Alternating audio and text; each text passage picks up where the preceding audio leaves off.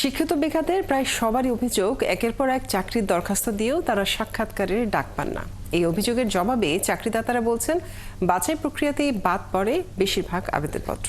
কারণ এই আবেদনকারীরা নিজের জীবন বৃত্তান্তটাও নিজে লিখতে জানে না। এদের অধিকাংশই পাড়ার কম্পিউটারের দোকান থেকে ভুলে ভরা নিম্নমানের জীবন বৃত্তান্ত তৈরি করেন। এতেই বাদ পড়ে হাজারো চাকরি প্রার্থীর আবেদন। আরো জানাচ্ছেন শাহনাজ শারমিন। লাখ লাখ বেকারের দেশে যে কোনো পদের বিপরীতে আবেদনপত্র জমা পড়ে হাজার হাজার। স্কিল জবসের জরিপ বলছে একজন নতুন চাকরি প্রার্থী প্রতি 10 থেকে 15টি আবেদনের বিপরীতে 1 থেকে 2টিতে সাক্ষাৎকারের ডাক পান।